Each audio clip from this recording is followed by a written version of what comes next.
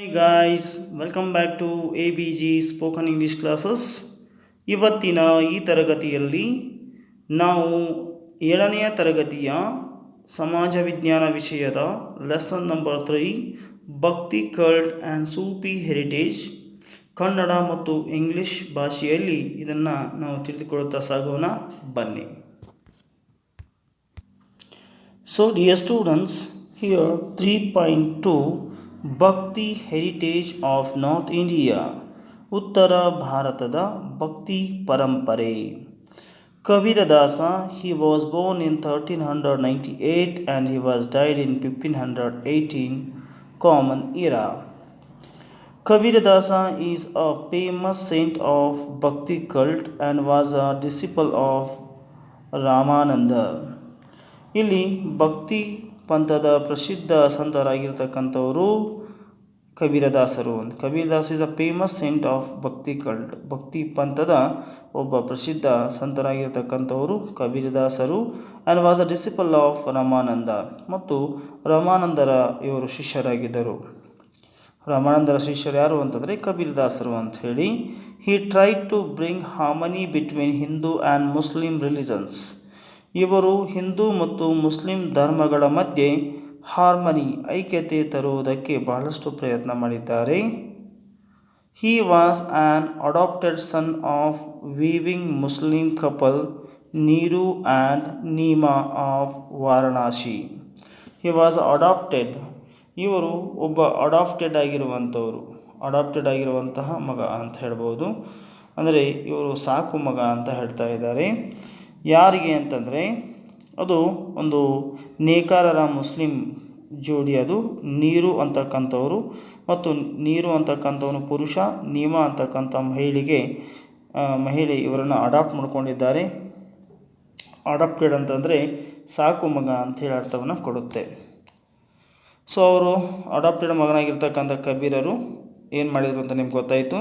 ಹಿ condemned caste system, ಇವರು ಜಾತಿ ವ್ಯವಸ್ಥೆಯನ್ನು ಖಂಡಿಸಿದರು. ಲಕ್ಸುರಿಯಸ್ ಲೈಫ್, ಐಷಾರಾಮಿ ಜೀವನವನ್ನು ಖಂಡಿಸಿದರು. And discrimination based on religion, ಧರ್ಮದ ಆಧಾರದ ಮೇಲೆ ಭೇದ ಭಾವ ಮಾಡುವುದನ್ನು ಖಂಡಿಸಿದರು. Allah and Ram are the two names of the one god. Allah ಮತ್ತು ರಾಮ್ ಎನ್ನುವ ಈ ಎರಡು ದೇವರ ಹೆಸರುಗಳು ಒಂದೇ ಒಂದು ದೇವರ ಎರಡು ಹೆಸರುಗಳು ಅಂತ ಹೇಳಿ ಅವರು ಹೇಳಿದರು. He described Hindu Muslims as pots of same clay. ಅವರು ಈ ರೀತಿಯಾಗಿ ವರ್ಣನೆ ಮಾಡಿದರು, ಹಿಂದೂ ಮತ್ತು ಮುಸ್ಲಿಮರು ಒಂದೇ ಮಣ್ಣಿನ ಗಡಿಗೆಗಳು ಅಂಥೇಳಿ ಹೇಳಿದರು. ಆಮೇಲೆ ನೆಕ್ಸ್ಟ್ ಬರ್ತಕ್ಕಂಥದ್ದು ಕಬೀರ್ ಟೋಲ್ಡ್ ದ್ಯಾಟ್, ಕಬೀರ್ ಹೀಗೆ ಹೇಳಿದರು, he is the son of Ram and ಅಲ್ಲಾ, ನಾನು ರಾಮ್ ಮತ್ತು ಅಲ್ಲಾನ ಮಗ ಅಂಥೇಳಿ ಹೇಳಿದರು. ಅಕಾರ್ಡಿಂಗ್ ಟು ಹಿಮ್, ಇವನ ಪ್ರಕಾರ, it is not possible to see God by fasting, torturing the body. It is not possible, ಇದು ಸಾಧ್ಯವಿಲ್ಲ. ಹೇಗೆ ಸಾಧ್ಯವಿಲ್ಲ? ದೇವರನ್ನು ನೋಡಲಿಕ್ಕೆ ಈ ರೀತಿಯಾಗಿ ನೀವು ದೇವರನ್ನು ನೋಡಲಿಕ್ಕೆ ಸಾಧ್ಯ ಇಲ್ಲ. ಹೇಗೆ? ಉಪವಾಸ ಮಾಡುವುದರ ಮುಖಾಂತರವಾಗಿ, ಟಾರ್ಚರಿಂಗ್ ಬಾಡಿ, ದೇಹಕ್ಕೆ ನೀವು ಟಾರ್ಚರ್ ಮಾಡುವುದರ ಮುಖಾಂತರವಾಗಿ, ಅಂದರೆ ದೇಹಕ್ಕೆ ನೀವು ಏನು ಮಾಡುವುದರ ಮುಖಾಂತರವಾಗಿ, ದೇಹಕ್ಕೆ ಭಾಳಷ್ಟು ನೀವು ಏನು ಮಾಡ್ತಿರೋದಕ್ಕೆ ನೀವು ಹಿಂಸೆ ಕೊಡೋದ್ರ ಮುಖಾಂತರವಾಗಿ ಅಂತ ಹೇಳ್ತಾ ಇದೆ. ದಂಡನೆ ಅಂತ ಕರಿಬೋದು ನಾವು. ದಂಡನೆ ಕೊಡೋದ್ರ ಮುಖಾಂತರವಾಗಿ ದೇವರನ್ನು ನೋಡೋದಕ್ಕೆ ಸಾಧ್ಯ ಇಲ್ಲ. ಸ್ಯಾಕ್ರೆಡ್ ಫಿಲಿಗ್ರಮ್ಸ್, ತೀರ್ಥಯಾತ್ರೆಗಳನ್ನ ಕೈಗೊಳ್ಳುವುದರಿಂದ ನಾವು ದೇವರನ್ನು ನೋಡಲಿಕ್ಕೆ ಆಗುವುದಿಲ್ಲ. It is only possible by sacred devotion, ದೇವರನ್ನ ನೋಡಬೇಕಾದ್ರೆ ನೀವು ಅದು ಪವಿತ್ರವಾಗಿರ್ತಕ್ಕಂಥ ಭಕ್ತಿಯಿಂದ ಮಾತ್ರ ನೋಡಬಲ್ಲಿರಿ ಅಂತಕ್ಕಂಥ ಮಾತನ್ನು ಹೇಳಿದ್ದಾರೆ. He thought his philosophy through doha, ತಮ್ಮ ಒಂದು ತತ್ವಜ್ಞಾನವನ್ನು ಇವರು ದೋಹಾ ಅಂದರೆ ಒಂದು ಸಾಲುಗಳನ್ನು ಹೊಂದಿರುವಂತಹ ಪದ್ಯದಿಂದ ಹೇಳ್ತಾರೆ. Which is simple and easy to understand by common man, ಇಂತಹ ಒಂದಿಷ್ಟು ಪದ್ಯಗಳನ್ನು ಸಾಮಾನ್ಯ ಜನರು ಅತ್ಯಂತ ಉತ್ತಮವಾಗಿ ಅರ್ಥೈಸಿಕೊಳ್ಳಬಹುದಾಗಿತ್ತು. His followers are called Kabir Panthis, ಇವರ ಅನುಯಾಯಿಗಳನ್ನು ಕಬೀರ ಪಂಥಿಗಳು ಅಂತೇಳಿ ಕರೀತಾರೆ.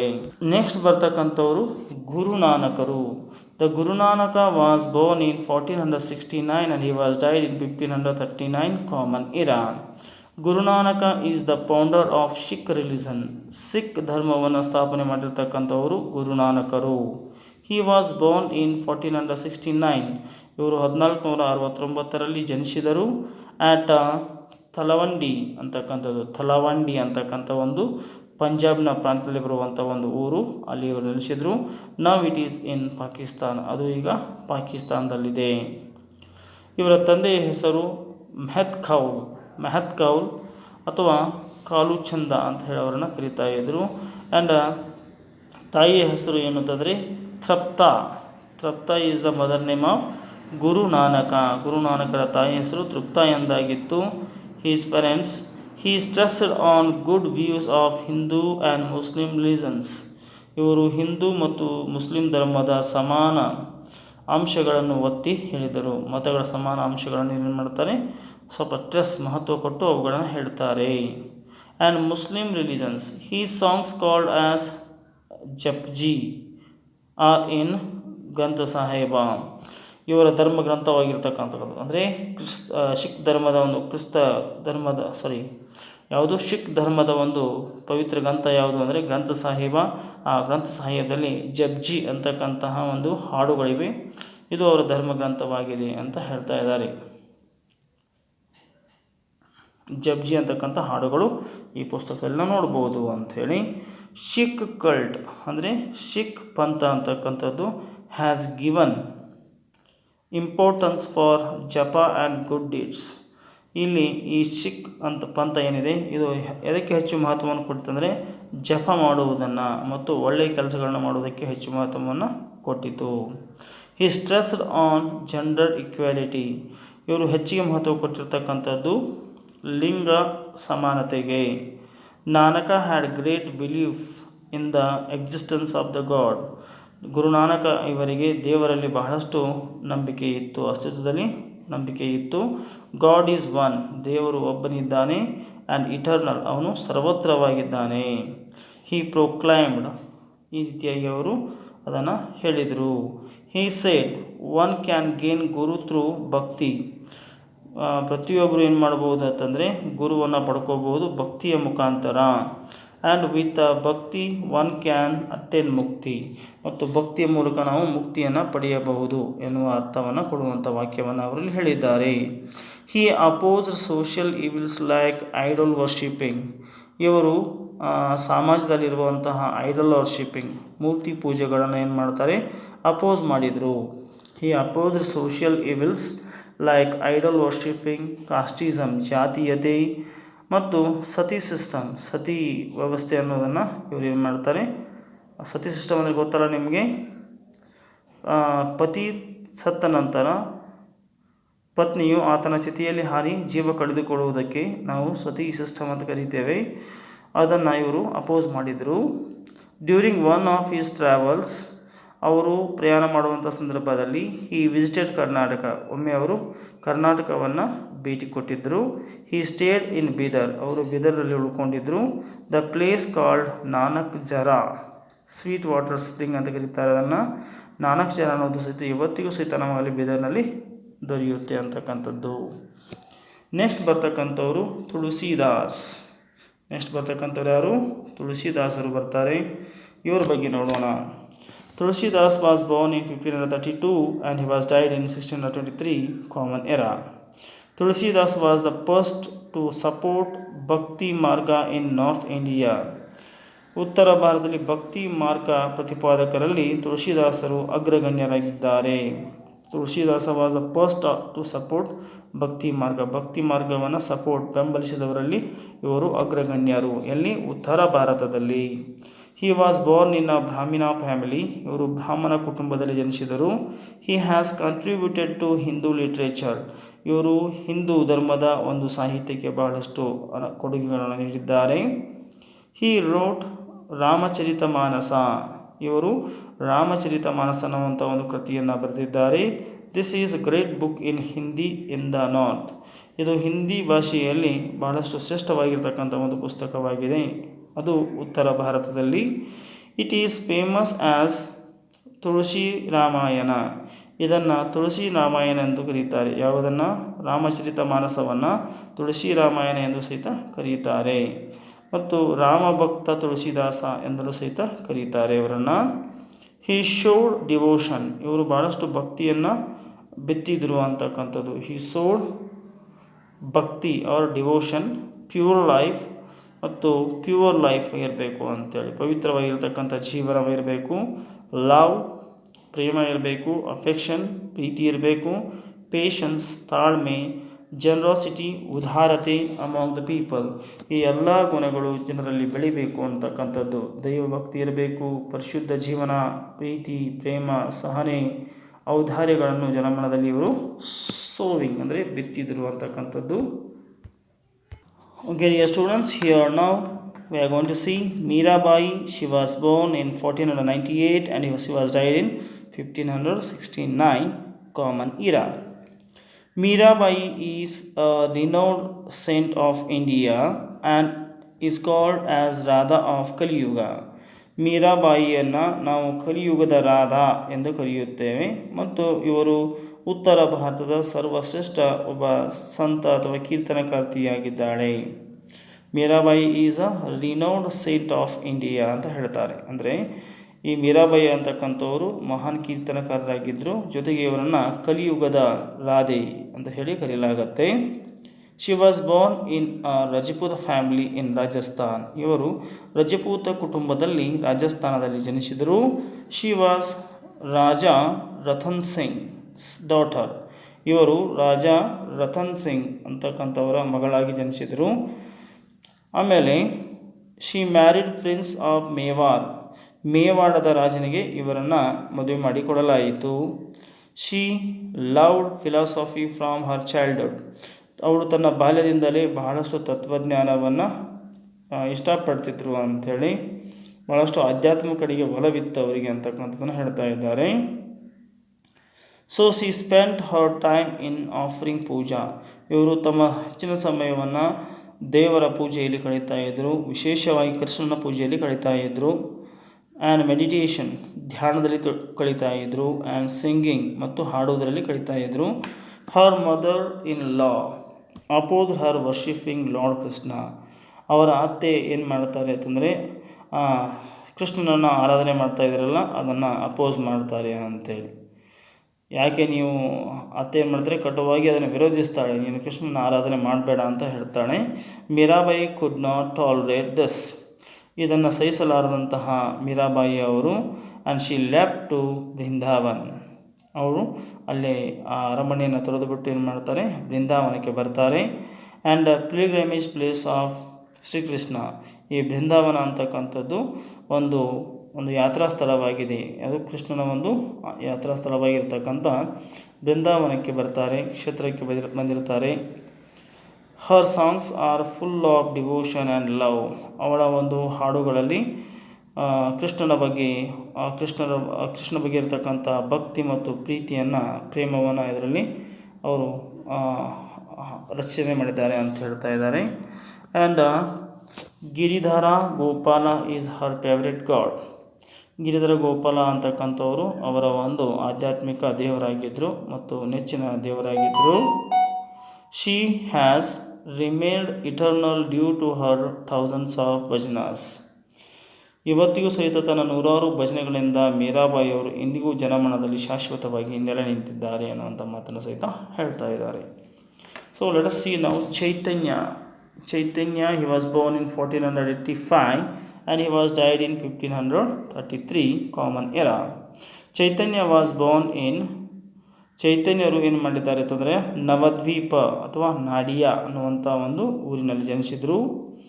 ನವದ್ವೀಪ ಅವ್ರ ನಾಡಿಯಾ ಇನ್ ಬೆಂಗಾಲ್, ಅದು ಬೆಂಗಾಲ್ನಲ್ಲಿ ಬರುತ್ತೆ. And he was born in 1485 common era. And Jagannatha Mishra and Sridevi were his parents. Jagannatha Mishra ಅಂತಕ್ಕಂಥವ್ರು ಮತ್ತು ಸಚಿದೇವಿ ಅಂತಕ್ಕಂಥವ್ರು. ಇಲ್ಲಿ ಶ್ರೀದೇವಿ ಆಗಿದೆ, ನಿಜವಾಗಲೂ ಅದು ಸಚಿದೇವಿ ಅಂತ ಆಗಬೇಕಾಗಿತ್ತು, no problem. Sridevi were his parents. And Vishwambhara was his original name. Vishwambhara ಅಂತಕ್ಕಂಥದ್ದು ಅವರ ಮೂಲ ಹೆಸರಾಗಿದ್ದು. Ishwarapuri was his guru. ಅವರ ಗುರುಗಳ ಹೆಸರು ಈಶ್ವರಪುರಿ ಎಂಬುದಾಗಿತ್ತು. Chaitanya left his family life. Chaitanya ಅವರು ಏನು ಮಾಡ್ತಾರೆ, ತಮ್ಮ ಒಂದು ಸಂಸಾರದ ಜೀವನವನ್ನು ತ್ಯಜಿಸ್ತಾರೆ. ಆ್ಯಂಡ್ ಟುಕ್ ಸನ್ಯಾಸವನ್ನು ಸ್ವೀಕಾರ ಮಾಡಿ ಆಟ್ ದ ಏಜ್ ಆಫ್ 25. ತಮ್ಮ 25ನೇ ವಯಸ್ಸಿನಲ್ಲಿ ಏನು ಮಾಡ್ತಾರೆ, ಅವರು ಸನ್ಯಾಸವನ್ನು ಸ್ವೀಕಾರ ಮಾಡ್ತಾರೆ. ಈ ರಿಜೆಕ್ಟೆಡ್ ಕಾಸ್ಟಿಸಮ್. ಅವರು ಈ ಒಂದು ಜಾತೀಯತೆಯನ್ನು ಅವರು ತಿರಸ್ಕರಿಸ್ತಾರೆ. Bhakti is the only way to attain mukti. ಭಕ್ತಿ ಎನ್ನುವುದು ಮುಕ್ತಿಯ ಸಾಧಕವಾಗಿದೆ ಅಂತ ಹೇಳ್ತಾರೆ. ಯೂನಿವರ್ಸಲ್ ಲವ್ ಅಂತ ಹೇಳ್ತಾರೆ. ವಿಶ್ವ ಭಾತೃತ್ವ ಅಥವಾ ವಿಶ್ವ ಪ್ರೇಮ ಅಂತ ಕರೀತೇವೆ. ದ ಯೂನಿವರ್ಸಲ್ ಲವ್ ಅಂತ ಹೇಳೋದನ್ನು ನಾವು ಕರಿತಾ ಇದ್ದೇವೆ. ಸೊ ಯೂನಿವರ್ಸಲ್ ಲವ್ ಏನಿದೆ is the first step towards the god ಅಂತ ಹೇಳ್ತಾ ಇದ್ದಾರೆ. ವಿಶ್ವ ಪ್ರೇಮ ಅಂತಕ್ಕಂಥದ್ದು ದೇವರನ್ನು ಕಂಡುಕೊಳ್ಳೋದಕ್ಕೆ ಮೊದಲ ಒಂದು ಹೆಜ್ಜೆಯಾಗಿದೆ. He said he travelled to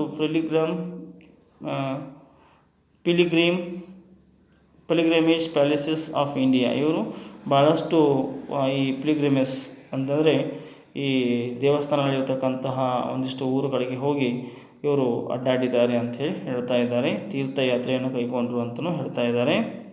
India and spread the message of love. ಇವರು ಪ್ರೀತಿ ಅಥವಾ ಪ್ರೇಮ ಒಂದು ವಿಚಾರ ಕುರಿತಾಗಿ, ದೇವರ ಒಂದು ಪ್ರೀತಿ ಮತ್ತು ಪ್ರೇಮದ ವಿಚಾರವಾಗಿ ಸಾಕಷ್ಟು ವಿಚಾರಗಳನ್ನು ಇವರು ಹರಡಿದ್ದಾರೆ ಅಂಥೇಳಿ ಹೇಳ್ತಾ ಇದ್ದಾರೆ. ಪ್ರೇಮದ ಸಂದೇಶವನ್ನು ಸಾರಿದರು ಅಂತ ಹೇಳ್ತಾರೆ. So love and brotherhood. ಪ್ರೇಮ ಮತ್ತು ಸಹೋದರತ್ವ ಆ್ಯಂಡ್ ಜನರಾಸಿಟಿ, ಉದಾರತೆ are the essence of his teaching. ಅವರ ಒಂದು ಬೋಧನೆಯ ಮುಖ್ಯ ಅಂಶಗಳಾಗಿತ್ತು ಅಥವಾ ತಿರುಳಾಗಿತ್ತು ಅಂತ ಹೇಳ್ತಾರೆ. Today's Hare Krishna cult. ಇವತ್ತಿನ ಹರೇ ಕೃಷ್ಣ ಪಂಥ ಏನಿದೆ has been influenced by him. ಅದು ಇವರಿಂದ ಪ್ರಭಾವಿತವಾಗಿದೆ. ದ ಬೆಂಗಾಲೀಸ್ ಕಾಲ್ ಹಿಮ್ ಚೈತನ್ಯ ಮಹಾಪ್ರಭು. ಇವರನ್ನು ಚೈತನ್ಯ ಮಹಾಪ್ರಭು ಎಂದು ಬಂಗಾಳದ ಜನತೆ ಕರೀತಾರೆ. And also treat him as a incarnation of lord Krishna. ಇವರನ್ನು ಅವರು ಶ್ರೀಕೃಷ್ಣನ ಅವತಾರ ಎಂದು ಪರಿಗಣಿಸ್ತಾರೆ. ಯಾರು? ಬಂಗಾಳಿಗರು. ಇನ್ನು ನೆಕ್ಸ್ಟ್ ನಾವು ನೋಡ್ತಾ ಇದ್ದೇವೆ here influence of bhakti cult result ಅಂತ ಹೇಳ್ತೇವೆ ನಾವು. ಇಲ್ಲಿ ಭಕ್ತಿ sense created harmony between Hindu and Muslims. ಈ ಭಕ್ತಿ ಸೆನ್ಸ್ ಅಂತಂದರೆ ಈ ಭಕ್ತಿ ಸಂತರುಗಳು ಏನು ಮಾಡ್ತಾರೆ, ಹಿಂದೂ ಮತ್ತು ಮುಸ್ಲಿಂ ಧರ್ಮಗಳ ಮಧ್ಯೆ ಸಾಮರಸ್ಯವನ್ನು ಮೂಡಿಸ್ತಾರೆ. Bhakti saints wrote in simple common man's language. ಭಕ್ತಿ ಸಂತರುಗಳು ಬಹಳಷ್ಟು ಸಾಮಾನ್ಯವಾಗಿರುವಂತಹ ಸಾಮಾನ್ಯ ವ್ಯಕ್ತಿಗಳು ತಿಳಿಯಬಹುದಾಗಿರ್ತಕ್ಕಂಥ ಭಾಷೆಯಲ್ಲಿ ಬರೀತಾರೆ. This enriched the language of the common man. ಇದು ಸಾಮಾನ್ಯ ಜನರ ಭಾಷೆಯನ್ನು ಸಂಪದ್ಭರಿತಗೊಳಿಸಿತು ಅಂತ ಹೇಳ್ತಾ ಇದ್ದಾರೆ. Next we go to see 3.3 heritage of Sufi ಪರಂಪರೆಯನ್ನು ಈಗ ನಾವು ಅಧ್ಯಯನ ಮಾಡೋಣ. Like Kabir, Kanakadasa, Chaitanya and others brought in new awareness among the Hindus, Sufi saints brought awareness among the Muslims. ಇಲ್ಲಿ ಹಿಂದೂ ಧರ್ಮದಲ್ಲಿ ಕೆಲವೊಂದಿಷ್ಟು ಜಾಗೃತಿಯನ್ನು ತಂದಿರತಕ್ಕಂತಹ ಸೇಂಟ್ಸ್ ಯಾರು ಅಂದರೆ like Kabir, Kanakadasa, Chaitanya and others brought a new awareness. ಹೊಸದಾಗಿರುವಂಥ ಜಾಗೃತಿಯನ್ನು ತಂದರು ಹಿಂದೂಗಳಲ್ಲಿ. ಹಾಗೆ ಸೂಫಿ ಸಂತರುಗಳು ಏನು ಮಾಡ್ತಾರೆ, ಮುಸ್ಲಿಮರಲ್ಲಿ ಒಂದಿಷ್ಟು ಜಾಗೃತಿ ಭಾವನೆಯನ್ನು ತರ್ತಾರೆ. They worked for harmony among Hindu and Muslims. ಅವರು ಹಿಂದೂ ಮತ್ತು ಮುಸ್ಲಿಮರಲ್ಲಿ ಸಾಮರಸ್ಯವನ್ನು ತರುವುದಕ್ಕೆ ಬಹಳಷ್ಟು ಕೆಲಸ ಮಾಡಿದ್ದಾರೆ. And Sufi cult originated in Arabia. ಈ ಸೂಫೀಸ್ ಒಂದು ಪಂಥ ಅಂತಕ್ಕಂಥದ್ದು ಹುಟ್ಟಿರ್ತಕ್ಕಂಥದ್ದು ಮೂಲತಃ ಅರೇಬಿಯಾದಲ್ಲಿ. And entered India later. ನಂತರದಲ್ಲಿ ಅದು ಭಾರತಕ್ಕೆ ಬಂತು. The word Sufi comes from the word ಸಾಫ್. ಈ ಸೂಫಿ ಅನ್ನುವಂಥ ಪದ ಎಲ್ಲಿಂದ ಬಂತು ಅಂತಂದರೆ ಸಾಫ್ ಅಂತಕ್ಕಂಥ ಒಂದು ಪದದಿಂದ ಬಂತು. ವಿಚ್ ಮೀನ್ಸ್, ಇದರ ಅರ್ಥ ಏನು ಅಂತಂದರೆ ಕ್ಲೀನ್ ಆ್ಯಂಡ್ ಕ್ಲಿಯರ್, ಸ್ವಚ್ಛ ಮತ್ತು ಸ್ಪಷ್ಟವಾಗಿರುವಂಥದ್ದು. The Sufi saints were mystic. Sufi saints ಏನಿದ್ದಾರೆ ಅವರು ನಾಸ್ತಿಕರಾಗಿದ್ದು and used to wear woollen dress. ಇವರು ವುಲನ್ ಬಟ್ಟೆಗಳನ್ನು ಏನು ಮಾಡ್ತಾಯಿದ್ರು, ಅಂಗಿಗಳನ್ನು ತೊಡ್ತಾ ಇದ್ರು ಅಂತಕ್ಕಂಥದ್ದು. ಇಲ್ಲಿ ಸೂಫಿ ಸಂತರುಗಳು ಏನು ಮಾಡಿದ್ರಪ್ಪ ಅಂತಂದರೆ ಅನುಭಾವಿಗಳಾಗಿದ್ದರು ಅಂತ. ಮೆಸ್ಟಿಕ್ ಅಂತಂದರೆ ಇಲ್ಲಿ ಅನುಭಾವಿಗಳು ಅಂತ ಅರ್ಥವನ್ನು ಕೊಡುತ್ತೆ. ಈಗ ಎಸೆನ್ಸ್ ಆಫ್ ಸೂಫಿ ಕಲ್ಟ್ ನೋಡೋಣ. ಸೂಫಿ ಪಂಥದ ಸಾರವನ್ನು ಈಗ ನೋಡೋಣ.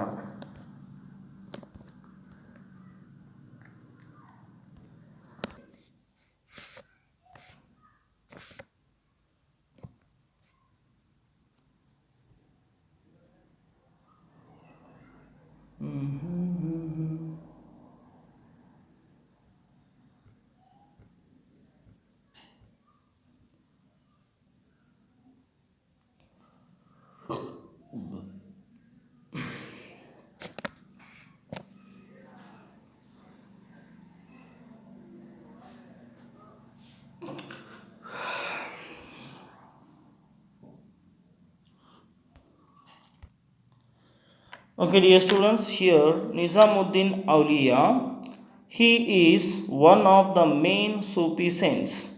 ಇವರು ಸೂಫಿ ಸೆಂಟ್ರಲ್ಲಿ ಪ್ರಮುಖರಾಗಿರ್ತಕ್ಕಂಥವರು.